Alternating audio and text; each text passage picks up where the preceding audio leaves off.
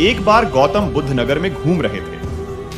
तभी बुद्ध ने सुना कि उस नगर में रहने वाले कुछ लोग बुद्ध को बुरा भला कह रहे हैं और बद्दुआएं दे रहे हैं। ऐसा इसलिए हुआ क्योंकि उस नगर में रहने वाले कुछ बुद्ध विरोधियों ने आम नागरिकों के मन में यह बात बिठा दी थी कि गौतम बुद्ध एक ढोंगी व्यक्ति हैं और ये उनके धर्म को भ्रष्ट कर रहे हैं। इस वजह से उस नगर में रहने वाले लोग बुद्ध को पसंद नहीं करते थे और उनको अपना दुश्मन मानते थे।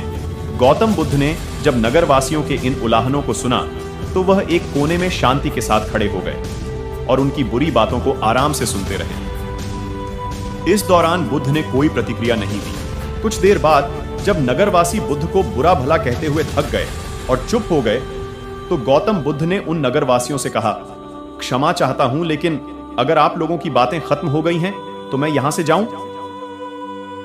यह सुनकर उनको बुरा कहने वाले लोग बहुत आश्चर्यचकित हुए।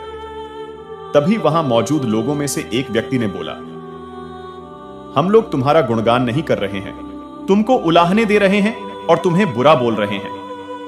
क्या तुम पर इन बातों का कोई असर नहीं हो रहा?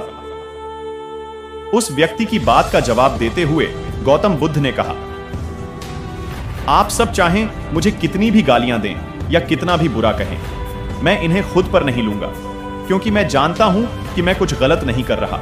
इसलिए इन बातों को जब तक मैं स्वीकार नहीं करता तब तक इनका मुझ पर कोई असर नहीं पड़ रहा है। गौतम बुद्ध ने आगे कहा, जब मैं इन गालियों और बुराइयों को अपने ऊपर लूंगा ही नहीं तो ये निश्चित तौर पर आपके पास ही रह जाएंगी और मुझ पर असर नहीं करेंगी। गौतम बुद्ध का यह प्रेरक प्रसंग हमें यह शिक्षा देता है और इस बात के लिए प्रेरित करता है कि जब आप गलत नहीं हैं तो किसी की गलत और नेगेटिव बातों का असर कभी भी खुद पर नहीं लेना चाहिए, क्योंकि इससे आप अपने ही दुखों की वजह खुद बन सकते हैं।